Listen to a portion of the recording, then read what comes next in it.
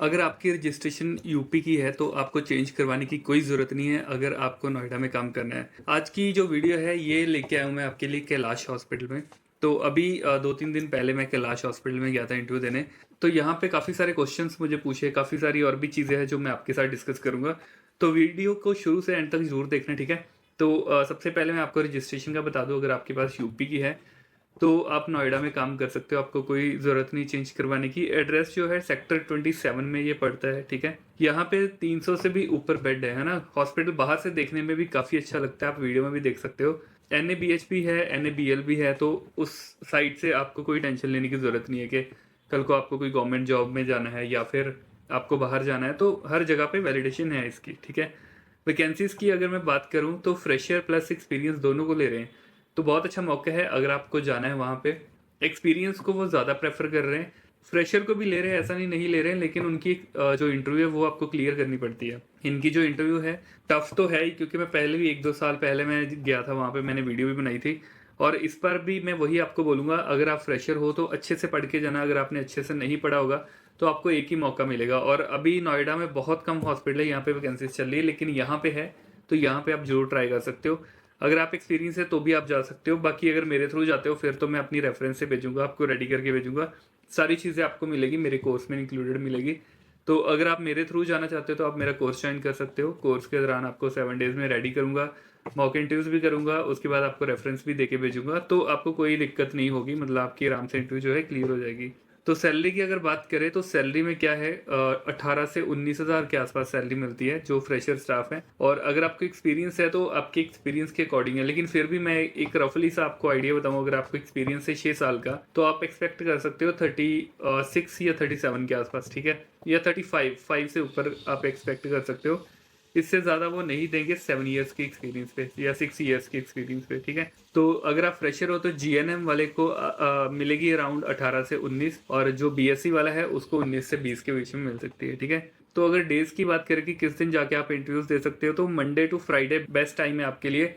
और अगर आपको मतलब वहाँ पे जाना है तो कोशिश करो सुबह सुबह जाने की, जैसे 9:30 या 10 बजे के आसपास। जितना आप लेट जाते हो ना, हर हॉस्पिटल में एक कैसा होता है कि वो एक दिन में 2 या 3 या 4 ही उनको अगर फ्रेशर स्टाफ रखने हैं, आपके जाने से पहले उन्हें हायर कर लिए, तो ज़्यादा चांसेस यही है कि आपको वो मना कर देंगे, है ना। तो कोशिश करो सुबह सुबह जाने की। सारा जो हॉस्पिटल है राइट साइड पे है, काफ़ी बड़ा जो आप देख रहे हो वीडियो में। और लेफ्ट साइड पे जो है वो आपको जो दिखेगा वो सारा इनका मतलब बाकी जैसे इनकी पार्किंग होगी, इनके HR डिपार्टमेंट हो गया, और बाकी सारे जो भी डिपार्टमेंट्स हैं वो इस साइड पे है, लेफ्ट साइड पे, ठीक है। तो आपको लेफ्ट साइड पे ही जाना है हॉस्पिटल में। आपको तभी जाना है जब आप लग जाते हो यहाँ पे, ठीक है। तो ये लेफ्ट साइड पे 3rd फ्लोर में HR का डिपार्टमेंट है, बिल्कुल छोटा सा है। तो आप जब अंदर घुसोगे तो आपको किसी से पूछ के जाना पड़ेगा, डायरेक्ट आपको तो पता भी नहीं चलेगा। क्यों, मुझे खुद भी पता नहीं चला था, मैंने भी 2-3 जानों से पूछा, फिर मुझे पता चला HR का है, ठीक है। तो अभी हम बात करते हैं क्वेश्चंस की कि कौन कौन से क्वेश्चंस मुझसे पूछे और कौन कौन से जो आपसे पूछ सकते हैं। काफ़ी सारे क्वेश्चंस मैं आपको बताऊंगा एज ए फ्रेशर और एक्सपीरियंस के बेसिस पे। आप दोनों ये सारे क्वेश्चंस फॉलो कर सकते हो, क्योंकि इसमें से बहुत सारे क्वेश्चन है जो बहुत ही फ्रीक्वेंट पूछे जाते हैं स्टाफ से, ठीक है। तो सबसे जो पहली चीज़ है वो है आपकी इंट्रोडक्शन। तो सेल्फ इंट्रोडक्शन आपको अच्छे से रेडी करके जानी है, और कोशिश करो इंग्लिश में ही इंट्रोडक्शन देने की। तो मैं अपने सारे स्टूडेंट को हमेशा इंग्लिश में ही बोलता हूँ, और लास्ट की जो लाइन है वो आप हिंदी में बोल सकते हो। क्योंकि क्या होता है ना कि अगर आप इंग्लिश में बोलते हो तो आगे वाले बंदे को ये पता चल जाता है कि इसको इंग्लिश चाहे बिल्कुल अच्छा फ्लो बहुत ज़्यादा अच्छा नहीं है, बट स्टिल ये आगे वाले बंदे की बात समझ सकता है। और इतना ही चाहिए होता है, क्योंकि यूपी में, नोएडा में, दिल्ली में या इधर कहीं भी आते हो तो कहीं बाहर से अंग्रेज आपके पास इलाज करवाने नहीं आ रहे, इंडिया के ही लोग हैं। तो ऑब्वियसली हिंदी सबको आती है, और हिंदी ही कंपलसरी है, वो आपको आनी चाहिए, ठीक है। उसके बाद इंट्रोडक्शन में नाम, और आप कहाँ से हो, आपने कहाँ से स्टडी करी, कब करी है, कितना एक्सपीरियंस है, ठीक है, कौन से हॉस्पिटल में काम करा और कौन से डिपार्टमेंट में करा है, ये। तो ये सारी चीज़ें अपनी सेल्फ इंट्रोडक्शन में ऐड करो। बाकी एक्स्ट्रा चीज़ें कि मेरी मम्मी का नाम ये है, पापा का नाम ये है, वो ये करते हैं, मम्मी हाउसवाइफ है ना, ये सारी चीज़ें ऐड करने की ज़रूरत नहीं होती, इतनी ही इंट्रोडक्शन आपकी इनफ होती है, ठीक है। उसके बाद सबसे फ्रीक्वेंट पूछा जाने वाला क्वेश्चन कि which kind of patient have you seen during your hospital duties. तो जब आपने हॉस्पिटल में काम करा तो किस किस तरह के आपने पेशेंट देखे हैं ना, कौन कौन सी बीमारी या डिजीज़ कंडीशन के साथ जो पेशेंट्स आपके पास आए हैं, तो जिनको आपने ट्रीट करा है। तो किसी भी डिपार्टमेंट में जिसमें भी आप काम करते हो आप उसी हिसाब से अपना बता सकते हो। अगर आप फ्रेशर हो तो फ्रेशर के अकॉर्डिंग भी देखो। अगर आप फ्रेशर हो तो भी जब आप किसी हॉस्पिटल में जाते हो, इंटर्नशिप लगती है ना, तो हम हॉस्पिटल में जाते हैं तो वहाँ पे कभी आप मेडिकल सर्जिकल में चले गए, कभी आप आईसीयू में चले गए, कभी आप जनरल वार्ड में चले गए, है ना, अलग अलग जगह पे हम ड्यूटीज़ करते हैं। तो एटलीस्ट हमें कुछ चीज़ें तो पता होनी चाहिए, है ना, कि कैसे कैसे पेशेंट्स होते हैं। तो ये मैंडेटरी है, हर हॉस्पिटल में पूछा जाता है। अभी जैसे मैं मेदांता में गया था, वहाँ पे भी ये फर्स्ट क्वेश्चन उन्होंने यही पूछा था, और हर जगह पे पूछते हैं ऑलमोस्ट, है ना, जहाँ पे भी आप जाओगे। उसके बाद कोई भी दो बीमारियों के ऊपर आप अच्छे से दिमाग में रख के जाना कि उसकी मैनेजमेंट कैसे करोगे, है ना। मतलब जो भी चीज़, मान लो जैसे आपसे पूछा कि किस किस तरह के पेशेंट देखे, आपने दो तीन चीज़ें बता दी, उसके बाद ऐसी दो चीज़ों को या ऐसी दो बीमारियों को बिल्कुल हाईलाइट करो जिनके बारे में आपको पूरा पता है। क्योंकि अगर एग्जामिनर आपसे ये पूछ लेता है कि अच्छा ये दो बीमारियों की मैनेजमेंट बताओ, तो वो आपको पता होनी चाहिए। वैसे देखो, हर बीमारी जो भी आपके मुंह से निकल रही है वो सारी चीज़ों के बारे में आपको पता होना चाहिए अच्छे से। अगर नहीं पता तो बताओ ही मत उसके बारे में, ठीक है।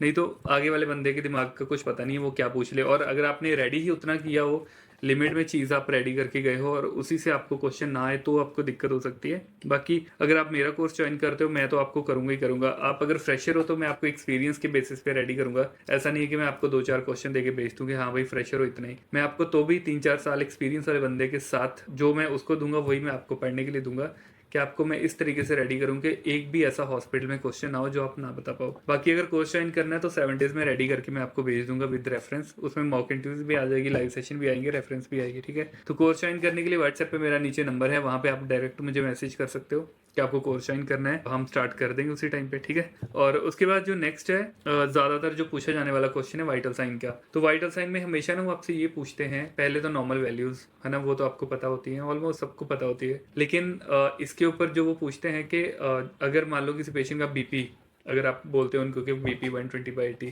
तो आपको वो बोलते हैं कि आपके पास कोई पेशेंट आया जिसका 200 बीपी है, तो क्या करोगे, कैसे मैनेज करोगे। तो वो चीज़ आपको पता होनी चाहिए कि हम कैसे मैनेजमेंट करते हैं, ठीक है, हाइपरटेंशन वाले पेशेंट की। उसके बाद हाइपोटेंशन की आपको कंडीशन दे सकते हैं, सिचुएशन दे सकते हैं, वो भी आपको बतानी है। उसके बाद मतलब जो भी आपको सिचुएशन बेस्ड क्वेश्चन है वो सारे वो पूछ सकते हैं। चाहे हार्ट रेट ऊपर नीचे हो गया उसके बारे में, कोई रिदम की प्रॉब्लम आ गई जैसे स्वीटी या वीटी हो गया, है ना, तो कोई भी इस तरीके से जो क्वेश्चन है वो आपसे पूछ सकते हैं, तो वो आपको रेडी करके जाना है, ठीक है। उसके बाद 5 इमरजेंसी ड्रग्स या फिर 5 हाई रिस्क मेडिसिन या फिर 5 एंटीबायोटिक्स, तो ये बहुत कॉमन है। एंटीबायोटिक्स आजकल बहुत ज़्यादा पूछ रहे हैं, और एक इमरजेंसी ड्रग्स, है ना। तो इमरजेंसी ड्रग्स आप पढ़ के जाना, जो भी आपकी फेवरेट है आप बता सकते हो, एट्रोपिन, एपिनेफ्राइन, है ना, या atropine, ADR, calcium gluconate, dextrose और सोडाबाई का 5 कोई भी बता दो। वैसे तो काफ़ी सारी इमरजेंसी ड्रग्स होती हैं, 7-8 होती हैं, लेकिन स्टिल आप 5 बता दो तो इनफ है, ठीक है। उसके बाद 5 एंटीबायोटिक्स जो भी आपने यूज़ करे हैं या जो भी आपको ईजी से लगते हैं वो आप बता सकते हो, ठीक है। उसके बाद नर्सिंग प्रोसीजर्स के लिए आपको रेडी होके जाना है। या तो आपको आईवी कैनुला के ऊपर बता बोलेंगे कि आप ये प्रोसीजर बताओ, है ना, कैसे करोगे, करके नहीं दिखाना बट स्टिल उनको बताना है कि कैसे करोगे। या फिर फॉलिस कैथेटराइजेशन का पूछ सकते हैं। ज़्यादातर मैंने देखा है आजकल फॉलिस कैथेटराइजेशन का बहुत ट्रेंड चल रहा है। हर कोई यही पूछता है कि फॉलिस डालना है, कैसे डालोगे, पूरा प्रोसीजर बताओ, ठीक है। और राइल्स ट्यूब इंसर्शन का भी आपसे पूछ सकते हैं। तो फॉलिस का देखो, फुल ट्रे रेडी करने से लेके सबसे स्टार्ट जब भी करते हैं ना, तो पहले हम यही बोलते हैं कि पहले पेशेंट के हम कंसेंट लेते हैं, डॉक्टर के रिटर्न ऑर्डर होते हैं कि पेशेंट को फॉलिस कैथेटराइजेशन करना है। फिर आप पेशेंट के कंसेंट लेते हो, रिटर्न नहीं लेते बट स्टिल पेशेंट को बताना होता है ना, कि आपने सारी चीज़ें रेडी कर ली, ट्रे भी रेडी कर ली, पेशेंट ने बाद में मना कर दिया, तो फिर सारा जो भी आपने रेडी किया उसका कोई फ़ायदा नहीं रहेगा ना। तो पहले कंसेंट, उसके बाद सारे आप प्रिपरेशन, ट्रे कैसे प्रिपेयर करते हैं वो बताना है। जैसे ट्रे आपकी प्रिपेयर होती है, आपके पास एक स्टाफ होना चाहिए। फिर आप हैंड वॉश करते हो, सर्जिकल ग्लव पहनते हो, पूरा प्राइवेसी मेंटेन करते हो, कर्टन वगैरह लगाते हो, सारी चीज़ें रेडी करके दूसरे स्टाफ को बोलना है कि जो भी मतलब एरिया एक्सपोज करना है, जितना भी करना है, उसके बाद उसको अच्छे से क्लीन करना है, स्टरलाइज करना है, देन फॉलिस डालना है ना। मतलब जो भी A to Z आप करते हो ना, आपको पूरा फ्लो में बताना है। ऐसा नहीं है बीच में से कुछ बोलना शुरू कर दिया, बीच में से कुछ बोलना शुरू कर दिया, इस तरीके से नहीं बताना, ठीक है। पूरा ही प्रोसीजर अच्छे से बताना है। उसके बाद आपको क्या पूछ सकते हैं, ईसीजी के बारे में। तो ईसीजी का जैसे मैंने आपको पहले बताया कि रिदम्स का अगर आपसे पूछें कि कौन सी रिदम वाले पेशेंट आपने देखे हैं, तो नॉर्मल साइनस रिदम आपको बना के दे सकते हैं। जैसे एक हॉस्पिटल है धर्मशिला नारायणा करके जो है ना, मैंने एक वीडियो बनाई थी, तो वहाँ पे उन्होंने मुझे ऐसे खुद मतलब रिदम बनाई थी, एक कॉपी पे रिदम बनाई और मुझे बोला कि ये कौन सी रिदम है।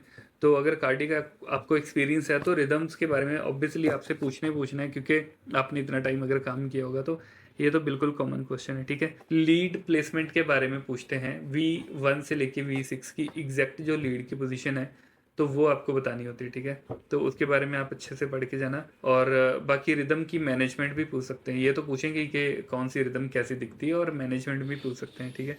तो उसके बाद आपसे पूछ सकते हैं इक्विपमेंट्स क्या क्या आप यूज़ करते हो। कोई भी प्रोसीजर आपको देंगे, जैसे मान लो आपको फॉलिस कैथेटराइजेशन दे दिया, या फिर आपको बोला कि किसी पेशेंट को सेंट्रल लाइन डालनी है ना, या फिर आपको बोला किसी पेशेंट को इंटुबेट करना है। तो जितने भी है, पर चाहे अर्टीरियल लाइन है, अर्टीरियल लाइन की मैंने ऑलरेडी वीडियो एक डाल रखी है यूट्यूब पे, मतलब लाइव मैंने करके भी दिखाया कैसे उसको सेट करना होता है। सेंट्रल लाइन की जो वीडियो है 2-3 दिन में मैं डाल दूंगा, मैंने पूरा मतलब जैसे हम जब सेंट्रल लाइन डालते हैं तो पूरी वो फुल वीडियो रिकॉर्ड है, तो वो भी मैं डाल दूंगा, वो भी आप देख लेना। चैनल को सब्सक्राइब करके रख लेना ताकि कोई वीडियो मिस ना हो आपसे, ठीक है। तो उसमें सारा सामान कैसे हम प्रिपेयर करते हैं, कैसे रेडी करते हैं, क्या क्या चीज़ें रेडी करते हैं, वो सारा।